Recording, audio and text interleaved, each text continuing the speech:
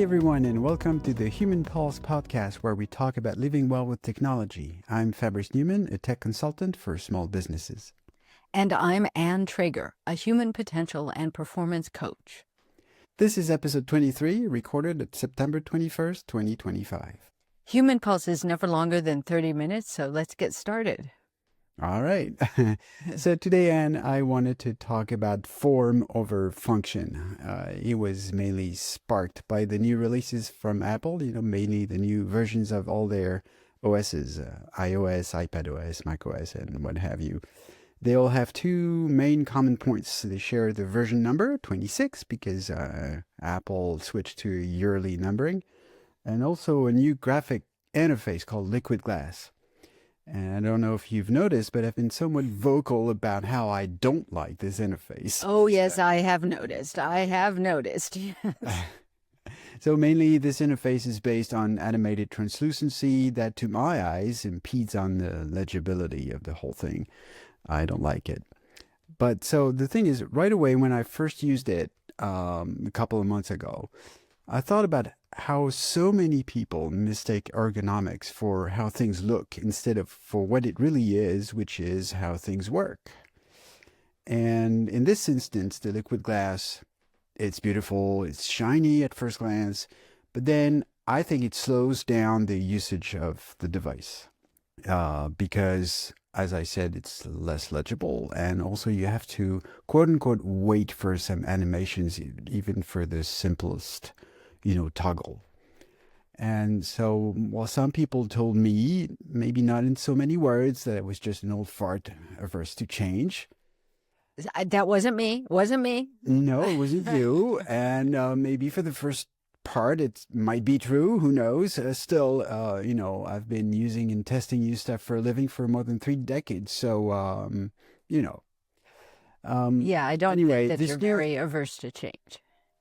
I don't think so either. Yeah. Anyway, for me, this new interface plus the new super thin phones like the iPhone Air, that's all the rage, and this Samsung S25 Edge, very thin one as well, seems to show one thing to me, that it becomes more and more difficult to draw people's desire to new smartphones. So it's like another demonstration, if need be, that we are at peak smartphone, and new features just don't cut it. Manufacturers can only rely now on, ooh, shiny to lure us. And that's what I call form over function. That makes me think about how adept we are as human beings at getting really excited about the latest and greatest new thing. Anything that will distract us from the everyday. This is kind of deeply wired, not even kind of, this is deeply wired in us. We're always on the lookout for something new. It's a cognitive bias. It's called the novelty bias. And we actually think, we all do this, okay? We actually think that new is better. And I think that big tech and all marketing actually, but big tech in particularly really plays on this, always bringing out new features all the time. My phone has so many features. I use about 3 of them. I don't need the however many features there are. I've actually never counted. I don't take the time to do it. Of course, I am drawn into anything new because of this bias. I'm just like everybody else. I am not above and beyond that. And still, my patience with learning them or learning the, whatever is new lasts about 2.5 seconds. Not even long enough to get through the little video you get. Because ultimately, I'm the kind of user who just wants my tech to work, and I want it to work quickly, and I don't want it to disturb my routine. And if my routine is in place, and it's not working the same way it was before, it takes time out of my day. It's like what you were saying. If it's going to wiggle a little bit before I do something, it will take time out of my day that I don't need to take out of my day. It adds a little layer of friction. We should say still that, the first time you updated your phone and you saw iOS 26 for the first time, and maybe a little bit to come back at me, but you said something like, well, it looks nice. Well, absolutely. It does look nice. And I haven't used it long enough to confront you on your opinion. I don't have an opinion yet. I think it looks nice. I'm happy with it looking nice. Okay. Yeah. However, the That's the day, point. Yeah. However, when it starts getting in the way of my regular usage, I'm going to just get pissed off about it, and I will hand it over to you and say, fix this, please. Make it work. Make it work. Right? Because that's the kind of user I am, and I'm sure I'm not alone on that. And at the same time, I totally recognize that I love the new and shiny, and that I'm just like everybody else. I moved over my search from, Google, which works, okay? Well, actually, I was using DuckDuckGo, which works, to the various generative AI models because I could and because I wanted to know, oh, this is new, or because it's new. And what is it going to give me?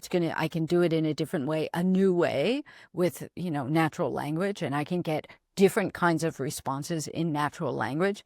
Cool.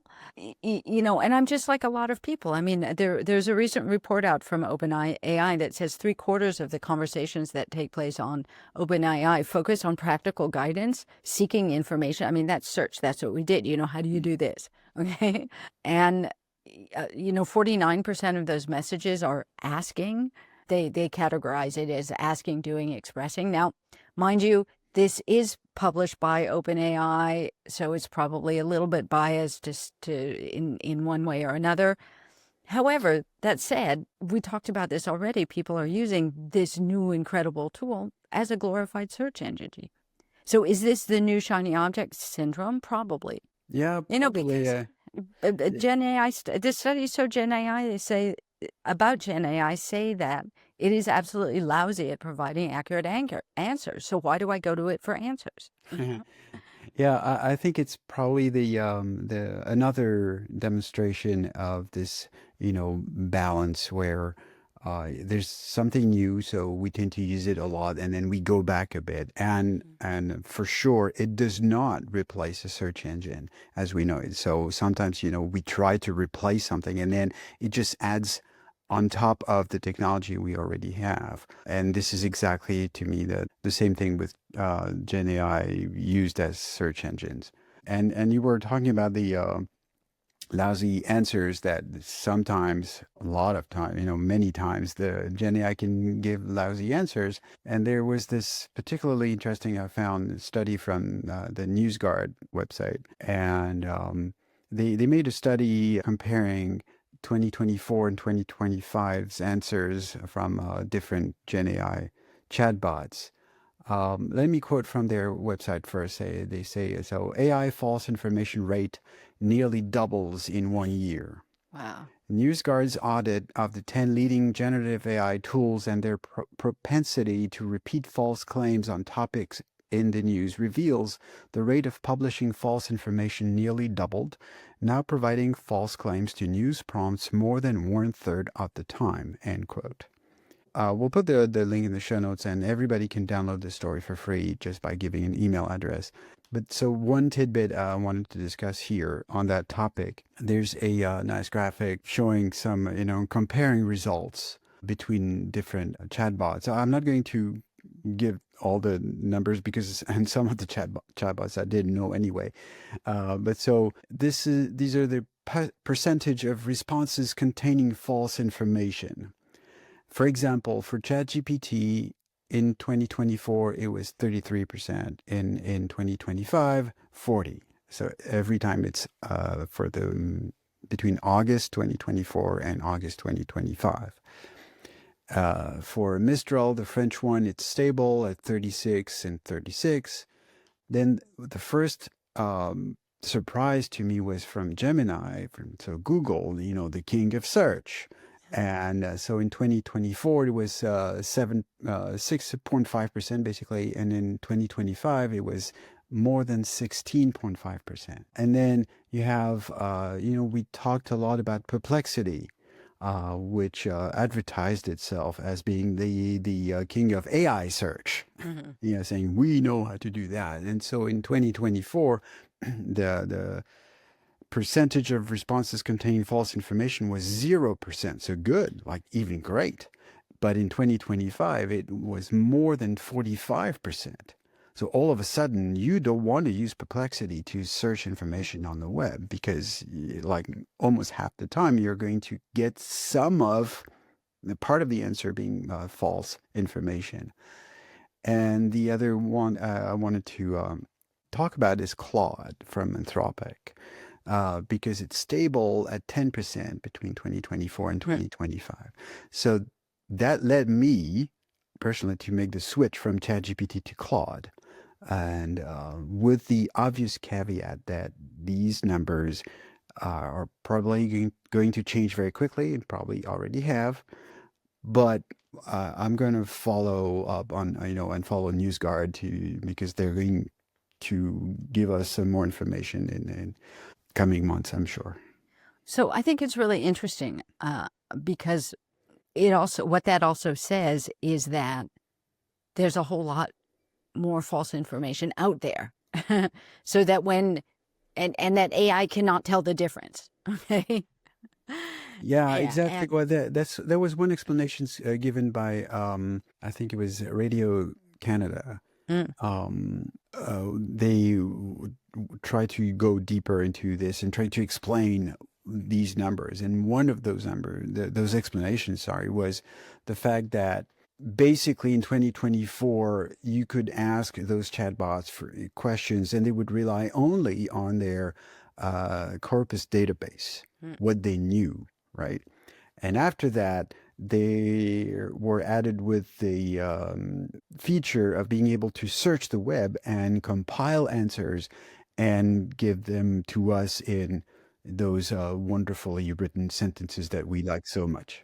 And that's where, and so so we know that the web is flooded with false information from, nation states and stuff like that. And I guess all nation states do it, but there are some obvious culprits. We are not going to talk about them here, but it's a demonstration of how chatbots can sometimes only be just good parrots. They repeat. Yeah. Well, right? and that's the thing, is that the whole notion of truth is becoming. I mean, it's always been a rather dubious, idea that we could know the truth of something. I mean, if you really look at it philosophically and so forth. However, now it's like really clear that it's really, really, really, really hard to know the truth about anything. But so it seems that some tools can do it better than others. Absolutely. So, Claude, I have to give it a try. I really, I just don't like some of Claude's answers. I mean, not because they contain some truth, but the way they're wordy. But okay, maybe I have to work on maybe Claude needs some specific prompting. Okay, I need to work on it. Well, and that's one thing. But then this is where I think it comes back to form over function. I always liked ChatGPT because I always thought their app and their way of presenting just themselves and the app itself is better. It's a nicer looking app. It's more polished, and so it drew me more to use it than Claude. And Claude is a little slower. The voice interaction is only in English and not in French, which is important to me. And there's also another tool that I like to use for voice and video interaction. Like, for example, I needed to do something on the car and I didn't know where it was. So, and for that, I use Gemini because I think Gemini is better at that than all the other tools I tried, which is to show a video feed to the chatbot and ask it, so tell me, what can I do? Where is it? How can I remove this or put it back? Or, stuff like that. And for me, Gemini is the best. So this is, in that regard, form and function. But it also means that for some tasks, Claude is lacking in form, right? So yeah, it's so interesting. Well, and again, it's this, if we go back to that whole idea of the shiny new object idea, well, Claude comes in second because it's more about function, and really the aesthetics are going to draw you in at first, and that's pretty well known in design. Generally speaking, is aesthetics will draw you in first, and then afterwards the function kicks in, and if it doesn't work, then you're not going to keep trusting it. And so, but I don't want to leave the topic of shiny new object yet, because I think it's really important while we are talking about AI to just contemplate how this has impacted decision-making in business. Because the whole generative AI thing has come as the shiny new object of the past few years. And there has been $30 to $40 billion in enterprise investment in generative artificial intelligence, which is amazing, in companies and in AI pilots, okay? And the official failure rate, okay, according to MIT's Media Lab, is 95%. Okay, That's a 95% of AI initiatives show zero return. So this will certainly change. We're the beginning of the shiny new object. Okay, sure. However, this is really how our decisions are impacted by our cognitive bias. Oh, novelty, this is going to change the world. Let's jump right in and do it. Well, maybe, maybe we can step back and think about it. Maybe we can step back and think about things first, okay? Yeah, and also, the in companies, the seems that a lot of them tried AI because, oh, maybe the competitor is going to do that, or the competitor is starting to talk about it. So why don't we use it? And all we is like, oh, all go for it, and without really thinking about it. Yeah. It seems to be the demonstration of that. Well, okay. The last time on our last podcast, we did make a veiled promise that we were not always going to talk about AI. So let's go back to form factor, okay? There are a whole lot of other things to talk about when it comes to form factor. Yeah, form over function. Yeah, so just to be clear, in my introduction, I didn't mean to say that there was no more progress to be made in interface or ergonomics, globally. We often mention here already that sometimes the smallest of accessories can make the difference, right? The right case for the phone or tablet, the right band for your connected watch. I just changed mine yesterday, and I will change again maybe in a week or so because it's not exactly perfect, so I keep changing. But the thing, it seems to me still as a species, we are all looking for radical change, more looking for radical change than for slow evolution, which I think might lead us to miss the big picture, which I would express this way. Just like form over function, we are more often than not guilty of want over need. For sure. For sure. And I think it's particularly true in technology. So I do remember many conversations I had on my other podcast in French called iWeek. We talk about Apple technology, new products and stuff like that, and often not fight, but have like a somewhat heated conversation with my co-hosts about so maybe it's not that particularly interesting when the new phone is yellow instead of green. Who cares? And the whole conversation we just had says, well, actually, people do care, because if you want to sell new phones, you want a new color, because nothing else is really going to be interesting to most people, at least right off the bat. If we can, obviously, that's a gross simplification, and still, that's what it comes down to. I think there's a contradiction in what you said, because you say that we are more looking for radical change than for slow evolution. And as soon as you bring in radical change to anybody, people don't want to change. They just get so resistant, and then they don't change. I mean, I deal with people all the time in coaching, in the context change, is happening all the time in businesses, and people don't want to change. And it's really, really hard to get them to change. I'm the same. I told you, if it gets in the way of my habits, I don't want to change. I don't want that new feature if it's going to get in the way of what I've already set up. I agree. I guess the radical change, so it depends on the meaning of radical change you choose. I totally agree. It's not the right way to say it. Radical change, I was so once again referring to this new interface, and so maybe it's a change as radical as we can accept. So, Yeah, maybe. Well, so and that too is a really interesting question, and I think designers have a hard job because yes. they're designing for the whole world, and so where you find increased cognitive load with the liquid glass, well, for the time being, I haven't noticed that. I'm like, oh, okay, so this is the way it is. Oh, yeah, I see a little through. It's kind of amusing, but I'm so not interested in that I just go about my day. So Yeah. whatever. Now, I'm curious is what is the problem that liquid glass was trying to solve? I have no idea. That I haven't figured out. Okay. But it is something that when I go into change, it's one of those questions that I think that we can ask when it comes to form. Like, is the form solving a problem, an actual problem? And then what's the cognitive load that it could bring upon us? And then there's the other question is, am I going to choose this new things because I want it or because I need it? Very good point. Want or need. Well, so your form flop is the liquid glass. Okay. Yep.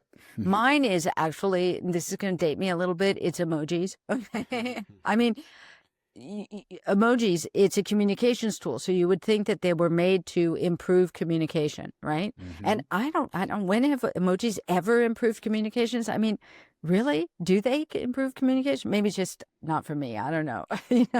I mean, I guess it's that whole text message thing. I was a little, I mean, I was a little slow even to realize that I was being offensive when I put a final period on it. I mean, I kind of like punctuation. Okay. So I'm being slow to evolve here.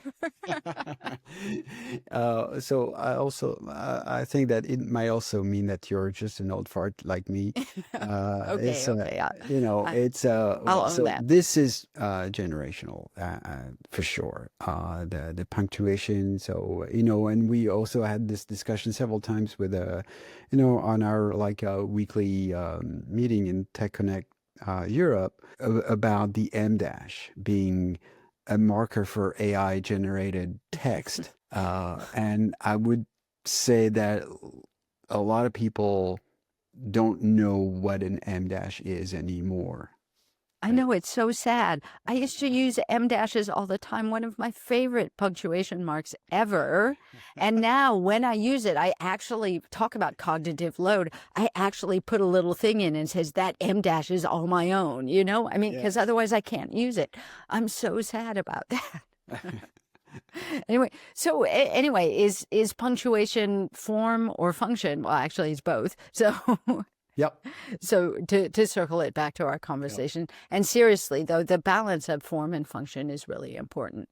And what we have seen in this conversation is that visual design really does shape how we perceive things. When we initially see it, we see things first. There's that design aspect that is really important. And according to studies that have been done on this, it shapes when we see something that is sleekly designed, we perceive it as being more usable and more credible, like in the first tiny split seconds. So it's really important, actually, that liquid glass that looks cool, that really serves a point. It serves a purpose. I've just answered my previous question. What purpose does it serve? Yeah. Here we go. So we judge attractive products as being easier to use. So isn't that interesting? Okay. However, we form judgments, stable judgments about the product's appeal, like really quickly. Okay. And that happens upon that, visual thing. Is it credible and all of that? Okay. Trustworthiness in the product, however, comes a little bit later, and comes from function. Okay, if I simplify things, okay, functional usability determines how well it performs and long-term satisfaction. So we ultimately trust in a tool when we can use it, and over it being beautiful. And then the other thing that is interesting, and I actually looked this up before the podcast today, is this thing about feature fatigue, because like I said, I use about 3 features on my phone instead of the 100 and some that are available. I admit I'm an old fart. Okay. However, feature fatigue is a thing. Okay. And consumers, again, at the beginning, will prefer to have more features at purchase. It's like, oh, must be better, right? Absolutely. However, in real world use, it lowers satisfaction because it becomes more complex. You have to spend time learning how to use them, and it can make things less usable. I mean, literally, where is it? Like, the question is, you have to go into the settings, but where in the settings? Because you have like 17,000 places to look. So one thing positive about not specifically liquid glass, but at least iOS 26 is that, like, for example, the search function in the settings is now always available at the bottom of the screen. Oh, yay. Before it was hidden in at the top, and you needed to know it was there because you needed to draw, the list a little down to make it appear. So, okay, one positive thing about, Oh, about the there news. must be more. There must be more. There are a lot more new features and stuff like that. But then new features that you need to learn. So it goes back to what you were saying, which is well. So I guess our main message after this conversation could be this: beware of your first impression when you see, touch, or use a new device. Right? You give it some time before forming a judgment, and I guess it applies to more than devices, if I may say so. And also, when you read or watch a tech review, maybe you want to give more credit to long-term ones from, reviewers who actually use the device for more than a few hours. Well, thank you, Fabrice, for this conversation. And thank you, listeners. That's it for episode 23. Thank you for joining us. Please visit humanpulsepodcast.com for links and past episodes. And thank you for subscribing and reviewing wherever you listen to your podcast. It helps other people find us. You can also share it with one person around you. See you in a couple of weeks. Bye, everyone.